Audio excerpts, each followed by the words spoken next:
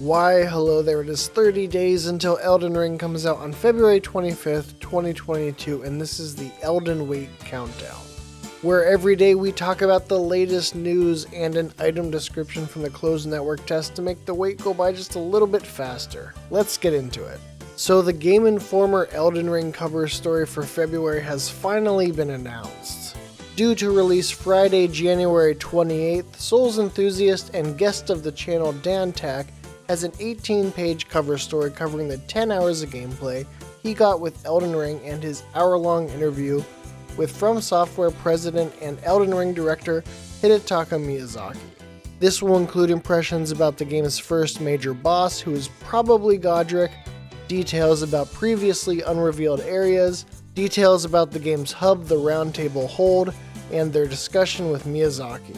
In addition to the 18-page article, Game Informer cover stories also get a series of accompanying coverage on their website, which I will be covering as it comes out. We are eating good, the final push for Elden Ring is underway, and this might not be the only thing coming this week. Various UK-based content creators have vague tweeted, or not so vague tweeted, that they would be playing Elden Ring this week, and I wonder if they didn't get some time with the full game as well to do some preview coverage. And now let's talk about our item description for today, and our item for today is starting a small block of item descriptions that talk about the Tarnished. And we are starting with the Vision of Grace, which says, a phantom vision of the first grace, which once guided the Tarnished to the lands between. Lose all runes and return to the last site of grace at which you rested. It all repeats. Be seen by the Elden Ring, become the Elden Lord. Hey, this is Editing Sean here, and before you see past Sean get into it, I wanted to inject a little more information because from the time I originally recorded this video to me editing now, some translations of the Overture of Elden Ring, which is in Japanese and has just released, are starting to come out, and it actually really applies to the video today. And I am, not to toot my own horn, did a pretty good job without what is essentially a confirmation of what I'm about to say. So I just wanted to add that in there, and then I will double back on this after I have let my past self explain, just to sort of wrap things up. A phantom vision of the first grace, which once guided the Tarnished to the lands between.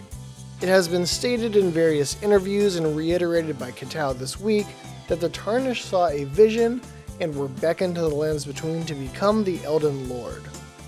This is a phantom vision of that. And I think we get a recap of that vision below when the item says, be seen by the Elden Ring, become the Elden Lord. This aligns with how the vision has been described as beckoning the Tarnished to become the Elden Lord.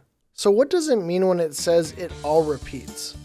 My Dark Souls brain sees repeats and immediately thinks cycles, and that this whole thing with the Tarnished has happened before, and maybe it has, but I don't think that's what it is saying here. I think what is repeating is seeing this vision, because I think that the Tarnished see the vision when they die. The item is basically an item where you kill yourself, returning to the last grace, just like when you die. In the announcement trailer, Melina says they will fight and they will die in an unending curse, for how else is a champion or a lord to be born? Death certainly seems broken in the lands between, but could it be by design? Perhaps this vision not only beckoned the Tarnished, but enthralled them in an unending curse. The Elden Ring is usually described as an object to be brandished, an item that was shattered, or a metaphysical concept. But here it sees the Tarnished, as if it has a will and it has chosen them. And perhaps this is all some propaganda written in this description by the Two Fingers, but it seems like perhaps undeath has come to the lands between in part to have someone overcome and end the stalemate of the Shattering War, and become the Elden Lord by gathering the Great Runes and restoring the Elden Ring. So when the Tarnished die, instead of dying, they relive the vision, where the Elden Ring beckoned them and they are pulled back from death until there is an Elden Lord. At least that is my theory or speculation at the moment. I could be wrong, but this is what I'm taking out of it. What do you think this is saying? Are you in agreement, or do you think it is saying something else? Let me know in the comments. So you've heard me talk about the Elden Ring sort of enthralling the Tarnished in this unending curse, and this quote from Miyazaki from the overture of Elden Ring basically confirms what I was just saying, with a few differences in language and caveats. It was asked in the overture of Elden Ring, both Hollows and the Tarnished are beings that cannot die. Seemed to me to also be subtly different. How do you explain this immortality in Elden Ring? And Miyazaki responded, the immortality of the Tarnished stems from the power of the guidance of grace. Tarnished that die outside the Lands Between are given new life through the guidance of grace and are beckoned to the Lands Between. This is basically the start of the game.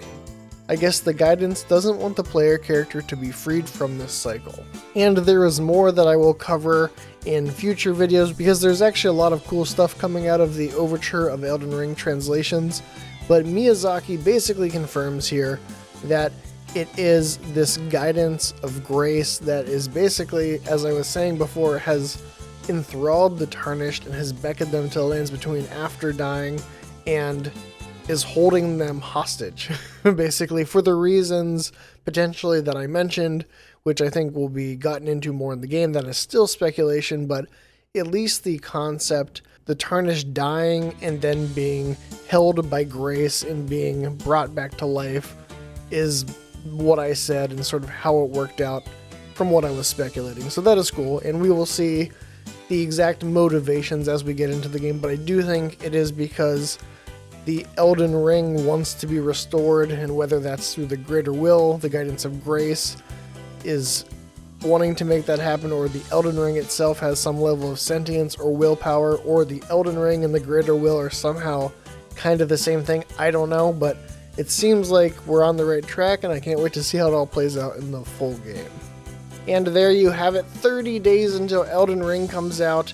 And if you enjoyed this video, please consider giving it a like. And if you want more item descriptions to keep up on the news as we get in the final weeks, and then get tons of lore content and design talk and all that good stuff that I'm excited to talk about, please consider subscribing to Lore Hunter. Thanks for watching.